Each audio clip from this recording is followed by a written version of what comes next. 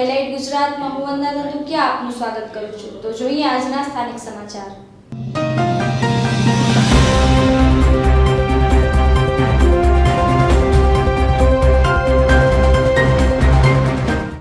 ગાંધીધામના સેઝમાં ફરી ડીઆરઆઈના ધામા। સોપારી આયાતમાં ડ્યુટી ચોરી મામલે સર્ચ ઓપરેશન હાથ ધરાયું। ગાંધીધામના સેઝમાં ગત થોડા દિવસોમાં જ ડીઆરઆઈની ટીમ ફરી લટાર મારતા ચકચાર પ્રસરી હતી। સોપારીના આયાતમાં ડ્યુટી ચોરી અચરાઈ હોવાના મુદ્દે આ તપાસ હાથ ધરાઈ હોવાનું જાણવા મળે છે। કંડલા સ્પેશિયલ ઇકોનોમિક ઝોનમાં ગત એક મહિનાથી એક બાદ એક તપાસની એજન્સીઓનું આવાગમન સતત ચાલી રહ્યું છે। ગત મહિને અમદાવાદ ડીઆરઆઈની ટીમ દ્વારા તપાસ હાથ ધરાઈ હતી, તો ત્યારબાદ ઇન્કમટેક્સ વિભાગ દ્વારા રાજકોટની ટીમ થકી પણ 2 ગુટખા કંપનીઓમાં તપાસનો દોર આરંભાયો હતો, જેનો સિલસિલો હજુ પણ ચાલી રહ્યો હોવાનું સૂત્ર જણાવી રહ્યા છે। તો તે વચ્ચે directorate of revenue intelligence Gandhidham દ્વારા કાસેઝમાં આવેલા એક એજન્ટને ત્યાં તપાસ હાથ ધરી પૂછપરછ આદરી હતી। કામ કરવા માટે જરૂરી પરવાના વિના માત્ર ઓળખીતાઓની પીઠબળથી ચાલતા કામોનું એક કારણ આ પાછળ મહત્વનું હોવાનું જાણવા મળે છે। તો બીજી તરફ આ સમગ્ર તપાસના મુદ્દામાં સોપારીની આયાત અને તેમાં કરાતી ડ્યુટીની ચોરીનું કારણ મુખ્ય હોવાનું પણ સપાટી પર આવી રહ્યું છે।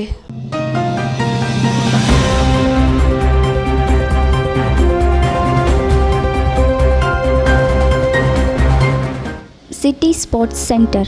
અમારી પાસે સ્પોર્ટ્સ માટેની તમામ આઇટમો મળી રહેશે, જેમ કે treadmill, home gym cycle, carrom, bat, football, volleyball, table tennis, gym bench, cricket kit, sports shoes, sports track તથા અન્ય તમામ પ્રકારની સ્પોર્ટ્સની ચીજ વસ્તુઓ અમારી પાસેથી મળી રહેશે। તો આજે જ અમારી મુલાકાત લો। અમારું સરનામું છે એસટી બસ સ્ટેશનની બાજુમાં 7 ન્યૂ મ્યુનિસિપલ ચોક, ભુજ, કચ્છ। અમારો સંપર્ક નંબર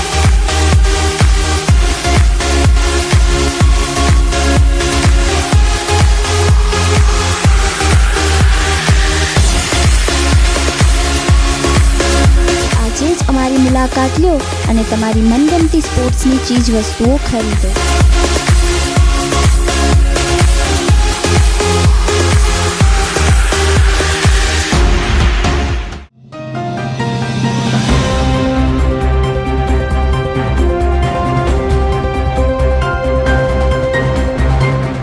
બિન સચિવાલયની પરીક્ષાને લઈને ગુજરાત સરકાર નિશાના પર। ટ્વિટર પર થયું ટોપ ટ્રેન્ડ। સ્થાનિક સ્વરાજ્યની ચૂંટણી પહેલા ભાજપ માટે બેરોજગારીનો મુદ્દો માથાનો દુખાવો બની ગયો છે। નોકરી આપવાના મોટા વાયદા કરતી રાજ્યની રૂપાણી સરકાર પર બેરોજગાર યુવાઓ બિન સચિવાલયની પરીક્ષા યોજવાની માંગ કરી રહ્યા છે। ટ્વિટર પર બિન સચિવાલયની પરીક્ષાની તારીખ જાહેર કરવા મામલે રિઝ્યુમ બિન સચિવાલય એક્ઝામ ટ્વિટર પર ટ્રેન્ડિંગમાં આવી ગયું છે। અત્યાર સુધી 96,000થી વધુ લોકોએ ટ્વીટ કર્યું છે। રાજ્યમાં છેલ્લા 3 વર્ષથી બિન સચિવાલયની પરીક્ષાને લઈને ગુજરાત સરકાર નિશાના પર આવી છે। વિકાસની વાતો કરતી રૂપાણી સરકાર યુવાઓને નોકરી આપવા મામલે અંતિમ ક્રમે છે। છેલ્લા 3 વર્ષથી ગુજરાત સરકારની બિન સચિવાલયની નોકરીની યુવાઓ રાહ જોઈ રહ્યા છે। ગુજરાત સરકારે યુવાઓને નોકરી આપવાનું વચન આપ્યું હતું, પરંતુ તેને આપવામાં નિષ્ફળ રહ્યા છે।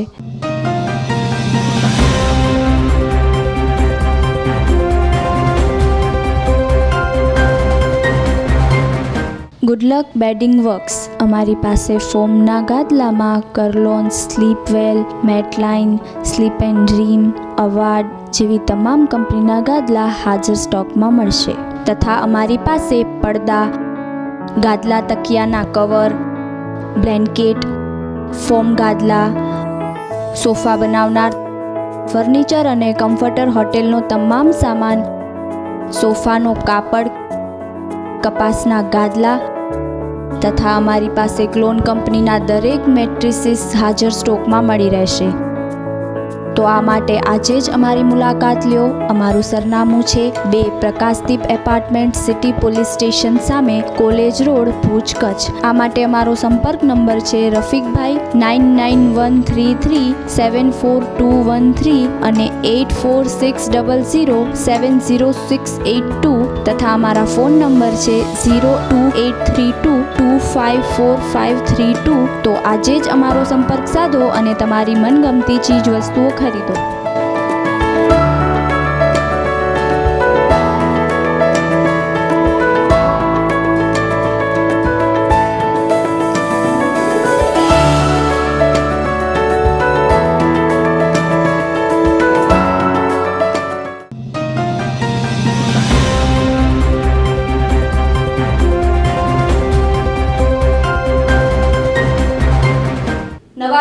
કાયદા અંગે વિવિધ દલીલો જે તમને આપશે સાદી સમજ.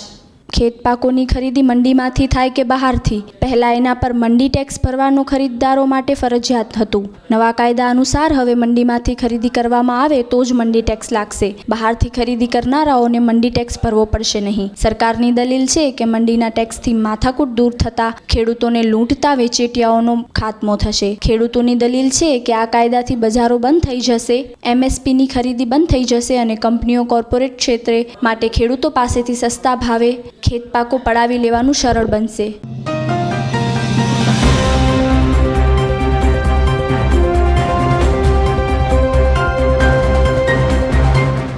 City sports centre. અમારી પાસે સ્પોર્ટ્સ માટેની તમામ આઇટમો મળી રહેશે, જેમ કે ટ્રેડમિલ, હોમ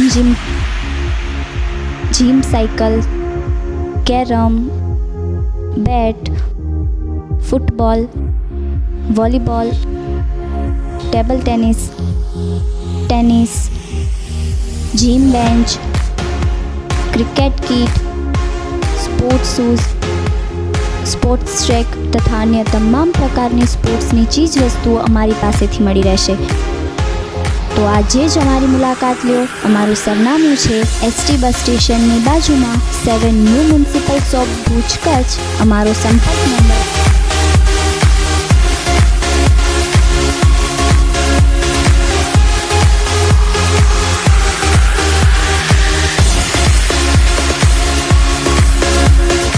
અમારી મુલાકાત લો અને તમારી મનગમતી સ્પોર્ટ્સની ચીજ વસ્તુઓ ખરીદો.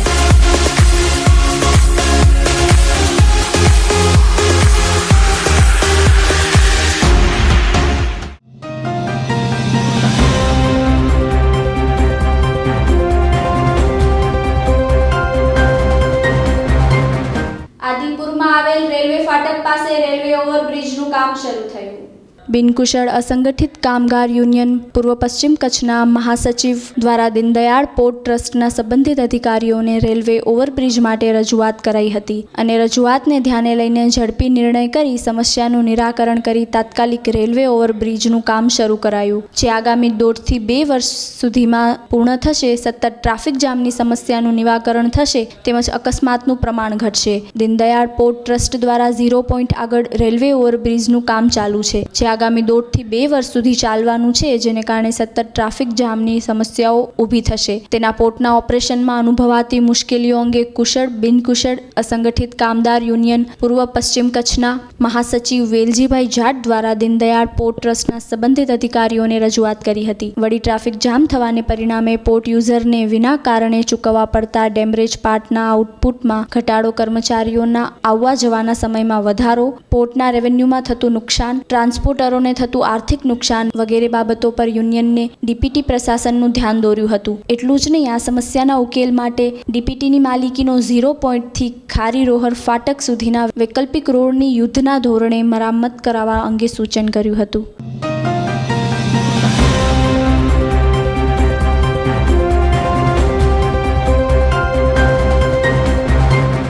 Good luck bedding works. અમારી પાસે ફોમના ગાદલામાં Kurlon, સ્લીપવેલ, મેટલાઇન, slip and dream, award જેવી તમામ કંપનીના ગાદલા હાજર સ્ટોકમાં મળશે તથા અમારી પાસે પડદા, ગાદલા તકિયાના કવર, બ્લેન્કેટ, ફોમ ગાદલા, સોફા બનાવનાર, ફર્નિચર અને કમ્ફર્ટર હોટેલનો તમામ સામાન, સોફાનો કાપડ, કપાસના ગાદલા તથા અમારી પાસે ક્લોન કંપનીના દરેક મેટ્રિસીસ હાજર સ્ટોકમાં મળી રહેશે. તો આ માટે આજે જ અમારી મુલાકાત લ્યો. અમારું સરનામું છે 2 પ્રકાશદીપ એપાર્ટમેન્ટ, સિટી પોલીસ સ્ટેશન સામે, કોલેજ રોડ, ભુજ, કચ્છ. આ માટે અમારો સંપર્ક નંબર છે રફીકભાઈ 9913374213 અને 8460070682 તથા અમારા ફોન નંબર છે 02832254532. તો આજે જ અમારો સંપર્ક સાધો અને તમારી મનગમતી ચીજ વસ્તુઓ ખરીદો.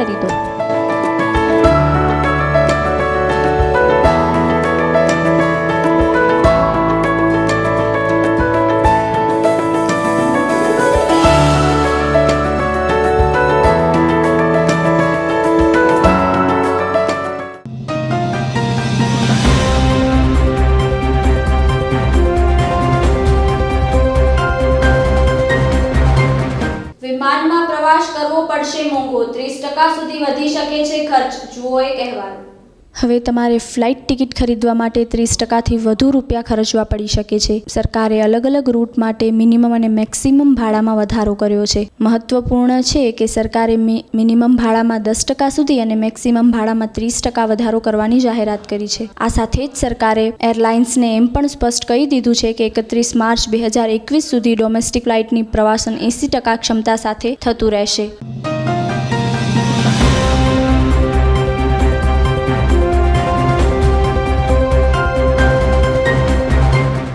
City sports centre. અમારી પાસે સ્પોર્ટ્સ માટેની તમામ આઇટમો મળી રહેશે, જેમ કે treadmill, home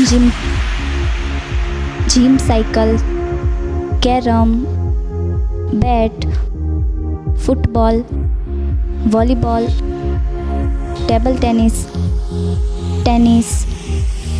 gym bench, cricket kit, sports shoes, sports track તથા અન્ય તમામ પ્રકારની સ્પોર્ટ્સની ચીજ વસ્તુઓ અમારી પાસેથી મળી રહેશે. તો આજે જ અમારી મુલાકાત લો. અમારું સરનામું છે ST બસ સ્ટેશનની બાજુમાં 7 ન્યૂ મ્યુનિસિપલ ચોક, ભુજ, કચ્છ. અમારો સંપર્ક નંબર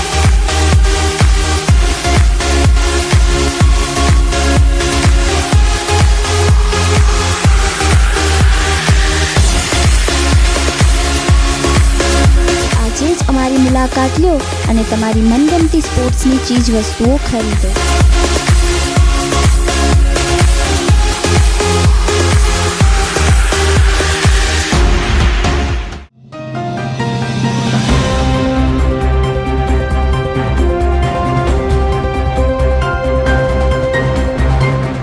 મિત્રો, આજના આ વિડીયોમાં અમે આપને બતાવવા જઈ રહ્યા છીએ રાજસ્થાન સ્થિત કુલધરા ગામ વિશે, જેને એક હોન્ટેડ વિલેજ તરીકે પણ ઓળખવામાં આવે છે. આ ગામ વિશે એવી લોકવાયકા છે કે લગભગ 170 વર્ષથી આ ગામ વીરાન ગામ બની ગયું છે અને રાત થતાની સાથે જ ભૂત પ્રેત આ હોન્ટેડ ગામમાં પોતાનો અડ્ડો જમાવી લે છે. દોસ્તો, આપણે ભારત દેશમાં એવી ઘણી બધી રહસ્યમય ઘટનાઓને પોતાના દામનમાં સમાવીને બેઠો છે અને એવી જ એક ઘટના છે રાજસ્થાનના જેસલમેર જિલ્લામાં આવેલ કુલધરા ગામની. આ ગામ લગભગ 170 વર્ષથી આમ જ સુમસાન ભાસે છે. આ ગામના હજારો રહેવાસીઓ એક જ રાત્રિમાં આ ગામને છોડી અને જતા રહ્યા હતા અને જતાં જતાં આ ગામને શ્રાપ આપતા ગયા કે આ ગામમાં ફરી કોઈ પણ વ્યક્તિ પોતાનું ઘર નહીં વસાવી શકે. અને ત્યારે જ આ ગામ આવી જ રીતે સુમસાન થઈ ગયું. એવું કહેવાય છે કે આ ગામને રૂહાની તાકાતોએ પોતાનો અડ્ડો બનાવી દીધો છે. કોઈ સમયમાં આ ગામ એક હસતું રમતું ગામ હતું, જે આજે એક ખંડેરમાં તબદીલ થઈ ગયું છે. ટુરિસ્ટ પ્લેસમાં ફેરવાઈ ગયેલ આ કુલધરા ગામમાં ફરવા માટે આવેલા પર્યટકોના મતે આજે પણ અહીં કોઈક સમયમાં વસવાટ કરતા પાલીવાળ બ્રાહ્મણોની આહટ સાંભળવા મળે છે અને હંમેશા એવો અનુભવ થાય છે કે તેમની આજુબાજુ કોઈક સતત ચાલ્યા રાખે છે. અને ક્યારેક મહિલાઓની વાતો કરવાની ધ્વનિ તો ક્યારેક પાયલની અવાજો પણ સંભળાય છે અને તે ત્યાંના માહોલને ભયાનક બનાવી દે છે. ત્યાંના પ્રશાસને આ ગામની સરહદ પર એક ફાટક બનાવી દીધું છે અને આ ફાટકની બીજી બાજુ દિવસે તો સહેલાણીઓ ફરવા માટે જાય છે, પરંતુ રાત થતાની સાથે જ તે ફાટકને ક્રોસ કરવાની હિંમત કોઈ પણ નથી કરતું. ચાલો હવે આ ગામ પર થયેલી અમુક વૈજ્ઞાનિક શોધખોળ વિશે જાણી લઈએ. કુલધરા જેસલમેરથી લગભગ 18 કિલોમીટર દૂર સ્થિત છે. પાલીવાળ બ્રાહ્મણના સમુદાયના આ ઇલાકામાં લગભગ 84 ગામો હતા અને કુલધરા ગામ પણ એમાંનું એક ગામ હતું. મહેનતી અને રઈસ પાલીવાળની કુલધરા શાખાએ ઈસવીસન 1251માં લગભગ 600 ઘરોવાળા આ ગામને વસાવ્યું હતું અને પૂર્ણ રીતે વૈજ્ઞાનિક ઢબે આ ગામની રચના કરવામાં આવી હતી. આ ગામની બનાવટ એવી હતી કે અહીં ક્યારેય પણ ગરમીનો અહેસાસ જ નહોતો થતો. બધા જ ઘરોને એવી રીતે બનાવવામાં આવ્યા હતા કે પવન સીધો ઘરમાં થઈ અને પસાર થતો હતો. કુલધરા ગામના આ ઘરો રણની જમીન પર પણ એર કન્ડિશનર જેવી ઠંડક આપતા હતા. ઉનાળાના દિવસોમાં ત્યાં લગભગ 45 ડિગ્રી જેટલું ટેમ્પરેચર રહેતું હોય છે, પરંતુ આજે પણ તમે ત્યાંના મકાનોમાં જશો તો તમને શીતળતા અનુભવાશે. ગામના બધા જ ઘરો ઝરૂખાથી એકસાથે જોડાયેલા હતા, જેના કારણે એક ઘરમાંથી બીજા ઘરમાં જઈ શકાતું હતું અને પોતાની વાતો એક ઘરથી બીજા ઘર સુધી પહોંચાડી શકાતી હતી.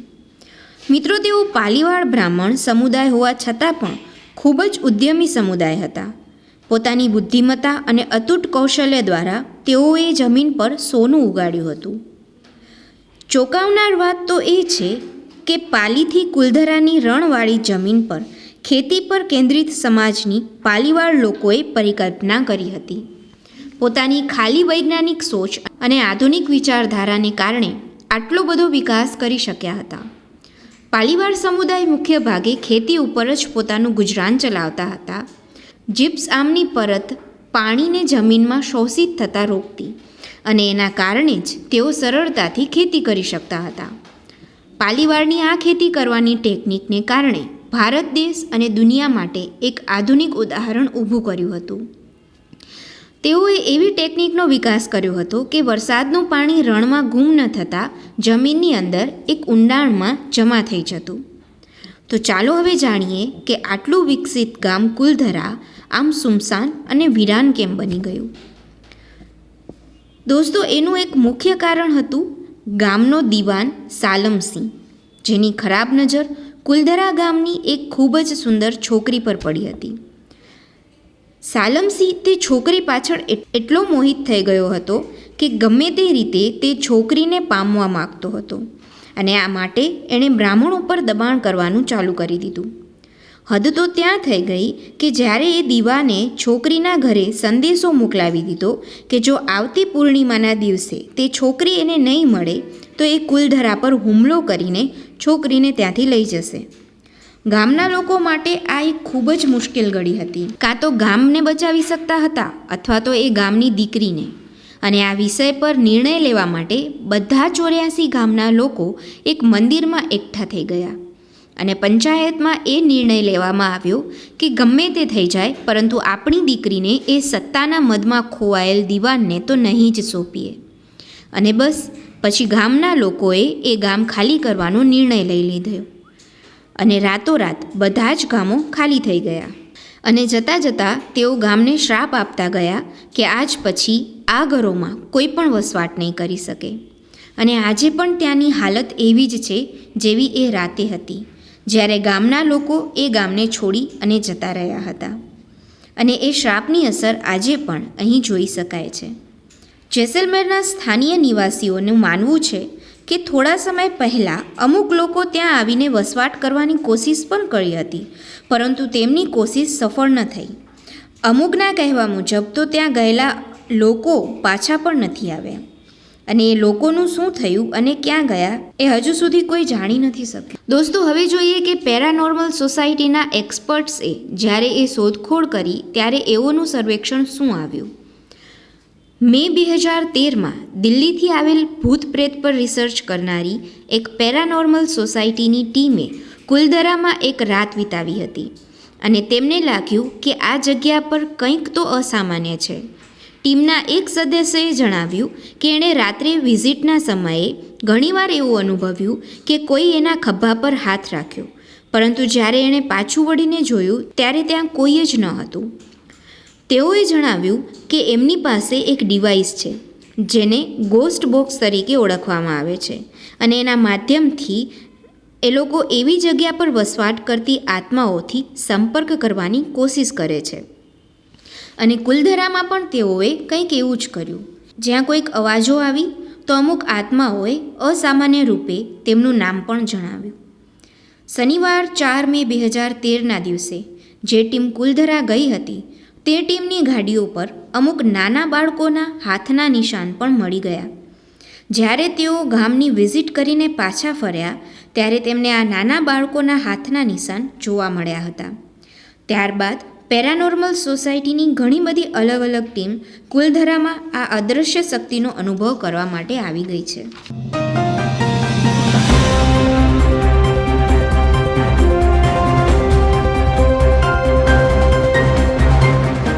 હડપ્પિયન સભ્યતાને લગતા ઘણા બધા તથ્યો તમે સાંભળ્યા હશે. એક એવી સભ્યતા જ્યાંના લોકોએ હજારો વર્ષ પહેલાં એક આશ્ચર્યચકિત જીવન જીવવા માટેના માર્ગો ખોલી દીધા હતા.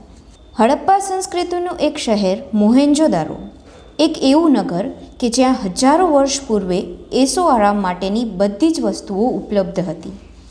પરંતુ અચાનક એવું શું થયું હશે કે અચાનક આ સભ્યતા દુનિયાના નકશા પરથી ગાયબ થઈ ગઈ. મોહેન્જો-દારો હડપ્પા સંસ્કૃતિનું પ્રમુખ નગર હતું, જે આજના પાકિસ્તાનના સિંધુ પ્રાંતમાં સિંધુ નદીના કિનારે લગભગ 5 કિલોમીટરના વિસ્તારમાં વસેલું હતું. લગભગ 4000 વર્ષ પ્રાચીન આ નગરની શોધ અત્યારથી 100 વર્ષ પૂર્વે કરવામાં આવી હતી. 19મી સદીથી માંડીને અત્યાર સુધીમાં હડપ્પિયન સંસ્કૃતિને લગતા ઘણા બધા વિસ્તારોની શોધ થઈ ચૂકી છે અને એમાંનું જ એક છે મોહેન્જો-દારો. ઘણા ખોજકર્તાઓએ એ ઘણા વર્ષોની મહેનત કર્યા બાદ જમીનની અંદર વસેલું આખું નગર શોધી કાઢ્યું અને આ શોધખોળ દરમિયાન ઘણી બધી જગ્યાએથી કંકાલના અવશેષો પ્રાપ્ત થયા હતા અને આથી આ નગર મોહેન્જો-દારોના નામે પ્રચલિત થયું. હડપ્પિયન સંસ્કૃતિ વિશે દુનિયાના ઘણા લોકો બહુ ઓછા જાણે છે, પરંતુ જે જાણે છે તે બહુ જ ચોંકાવનાર ઘટનાઓ છે. આજના આ વિડીયોમાં આ જ સંસ્કૃતિ સાથે જોડાયેલા તથ્યો વિશેની જાણકારી આપ સુધી પહોંચાડવાની અમે કોશિશ કરીએ છીએ, જે તમને આશ્ચર્યચકિત કરી દેશે. ઈસવીસન 1856માં એક વિદેશી એન્જિનિયરે જે આ વિસ્તારમાં એક રેલવે ટ્રેક બનાવવા માટેના કામ માટે આવેલ હતા, તેને અહીંયા જમીનમાંથી ઘણી જ પ્રાચીન ઈંટ મળી આવી હતી, જે દેખાવે બિલકુલ વર્તમાન સમયની ઈંટ જેવી જ લાગતી હતી, પરંતુ એ ખૂબ જ મજબૂત હતી. જ્યારે ત્યાંના નજીકના જ ગામડાના એક વ્યક્તિએ તેને કીધું કે આ ગામના બધા જ ઘરો આ ઈંટથી બનાવેલ છે, જે જમીન ખેડવાથી મળે છે, ત્યારે જ તે એન્જિનિયર સમજી ગયા કે આ ઈંટ કોઈ સામાન્ય ઈંટ નથી. ત્યારે પહેલી વખત 1912માં જ્હોન ફ્લીટ દ્વારા આ સંસ્કૃતિની શોધ કરવામાં આવી અને ત્યારબાદના વર્ષ 1921ના સમયમાં જ્હોન માર્શલના અંડરમાં રાય બહાદુર દયારામ સાહની અને માગો સ્વરૂપ દ્વારા આ સંસ્કૃતિની અધિકારી રીતે શોધ કરવામાં આવી હતી. મિત્રો, મોહેન્જો-દારો જીવનશૈલીને જોતા તમને ખૂબ આશ્ચર્ય વર્તાશે. મોહેન્જો-દારો શહેર હજારો વર્ષ પૂર્વે પણ આજના યુરોપ અને અમેરિકા કરતાં પણ વધારે વિકસિત હતું. આ નગર લગભગ 500 એકરમાં ફેલાયેલું હતું, જે તે વખતના સમય કરતાં ઘણું જ મોટા કદનું હતું. અહીં શોધખોળ દરમિયાન જે અવશેષો મળ્યા છે તે જોતાં એવું લાગશે કે એક બહુ મોટા પ્રમુખ દ્વાર દ્વારા નગરમાં પ્રવેશવા માટે એનો માર્ગ ખુલતો હતો. અહીં અમુક બહુ મોટા કદના ઘર પણ મળ્યા છે, જેની અંદર લગભગ 30 જેટલા રૂમ હતા અને એ ઘર બનાવવા માટે જે ઈંટનો ઉપયોગ કરવામાં આવ્યો હતો તે કોઈ સામાન્ય ઈંટ ન હતી, પરંતુ વોટરપ્રૂફ ઈંટ હતી. અહીંના સ્નાનાગર અને ગટરના નાળામાં જે ઈંટનો ઉપયોગ કરવામાં આવતો હતો તેના પર જીપ્સન અને ચારકોલની ઝીણી પરત ચડાવવામાં આવતી હતી અને આ ચારકોલની પરત કોઈ પણ હાલમાં પાણીને બહાર નીકળવા નહોતી આપતી. અને આ ઉપરથી તે ખબર પડે છે કે મોહેન્જો-દારોના લોકો ચારકોલ જેવા તત્વ વિશે પણ જાણકારી ધરાવતા હતા, જે વૈજ્ઞાનિકો દ્વારા ઘણા વર્ષો બાદ શોધવામાં આવ્યું હતું. એવું પણ માનવામાં આવે છે કે કૂવાની દેન એ હડપ્પા સંસ્કૃતિએ જ દુનિયાને આપી હતી. આ શહેરમાં લગભગ 700થી વધારે કૂવાઓ હોવાની સાબિતી મળી આવી છે. અહીં ખોદકામ દરમિયાન એવી પણ વસ્તુઓ મળી છે જેના પરથી અંદાજો લગાવી શકાય કે ત્યારના લોકો તંત્ર મંત્રમાં પણ વિશ્વાસ ધરાવતા હતા. મોહેન્જો-દારો નગર કોઈ સામાન્ય નગર ન હતું. આ શહેરમાં મોટા મોટા મકાન, પાકા માર્ગો અને ઘણા બધા કૂવાઓ હોવાના પ્રમાણો મળી આવે છે. અને આ સિવાય તમને એ જાણીને વધારે નવાઈ લાગશે કે તે સમયમાં પણ પાણીના નિકાલ માટે લાંબી લાંબી ડ્રેનેજની વ્યવસ્થા કરવામાં આવી હતી. ત્યાંના લોકોએ સ્વચ્છતાની બાબત અંગે એટલા બધા જાગૃત હતા જેટલા કદાચ વર્તમાન સમયના લોકો પણ નથી. તમને એ જાણીને નવાઈ લાગશે કે હજારો વર્ષ પૂર્વેની આ સંસ્કૃતિના ઘરોમાં સ્નાનાગર અને શૌચાલયની વ્યવસ્થા પણ કરવામાં આવી હતી. મોહેન્જો-દારોનું એક રહસ્ય એવું છે જે હજી સુધી કોઈ જાણી નથી શક્યું, અને તે છે તેમની ભાષા. ખોદકામ દરમિયાન જે વસ્તુ મળી એમના પર કઈ લિપિનું લખાણ કરવામાં આવ્યું છે તે હજુ કોઈ જાણી શક્યું નથી, અને જો આ લિપિ વિશે કોઈ વૈજ્ઞાનિક જાણી લે તો ઘણી બધી જાણકારી તેમને પ્રાપ્ત થઈ શકે તેમ છે. અહીં બહુ મોટો સ્વિમિંગ પુલ પણ શોધી લેવામાં આવ્યો છે, જેનો આકાર લગભગ 900 સ્ક્વેર ફીટ જેટલો હતો, અને એને ગ્રેટ બાથ નામ આપવામાં આવ્યું હતું. આ સ્વિમિંગ પુલને એવી ટેકનિકથી બનાવેલ હતું કે જેમાં ડાયરેક્ટ સીધું નદીનું પાણી એમાં ભરી શકાય. દુનિયાનું સૌથી વધુ પ્રચલિત રોમન બાથ, જેને ઘણું પ્રાચીન માનવામાં આવે છે, તે પણ હડપ્પિયન સંસ્કૃતિના સેંકડો વર્ષ પછી તૈયાર કરવામાં આવ્યું હતું. મોહેન્જો-દરોમાં કોઈ પણ મંદિરના અવશેષ નથી મળ્યા, પરંતુ અહીં મળી આવેલ એક શિલ્પ પર 3 મુખાકૃતિ ધરાવતા દેવની મૂર્તિ મળી આવેલ છે, જેની તરફ હાથી, ભેંસ અને ચિત્તાની પ્રતિકૃતિ કંડારેલ છે. સૌપ્રથમ સ્વસ્તિકનું નિશાન મોહેન્જો-દરોમાં જ મળ્યા હતા, અને આ સિવાય અહીં અસંખ્ય દેવીઓની મૂર્તિ પણ મળી આવેલ છે, અને એક શિવલિંગ પણ મળી આવ્યું છે, જે ઇતિહાસકારોના મત મુજબ લગભગ 5000 વર્ષથી પણ વધારે પ્રાચીન છે. ખોદકામ સમયે મળેલ કંકાલોની ચકાસણી કરવામાં આવી ત્યારે એ પણ જાણકારી મળી કે આજના સમયની જેમ જ ત્યારે પણ નકલી દાંતનો ઉપયોગ લોકો કરતા હતા, અને એનો મતલબ એ થાય છે કે એ સમયમાં ચિકિત્સક પદ્ધતિ પણ ખૂબ વિકસિત હતી. ઈસવીસન 1999માં બીજી અન્ય ખોજ કરવામાં આવી, જેમાં ખોદકામ કરતાં અમુક અક્ષર અને સિમ્બોલ દર્શાવતા પથ્થરોની તકતી મળી આવી.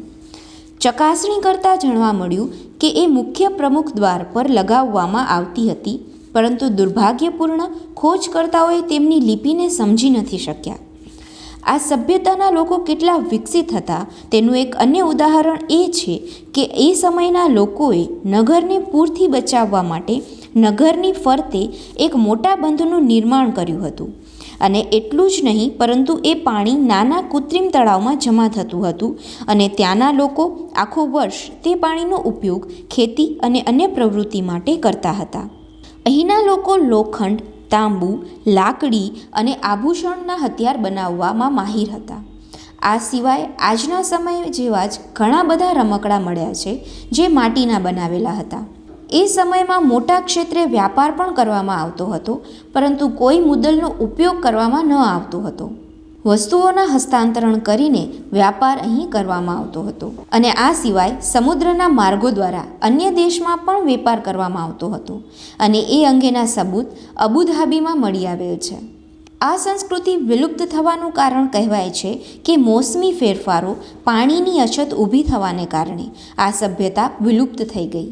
જો આ સંસ્કૃતિ આગળ ચાલી હોત તો આજે વિકાસની દૃષ્ટિએ આપણે ઘણા ક્ષેત્રમાં કદાચ આગળ હોત.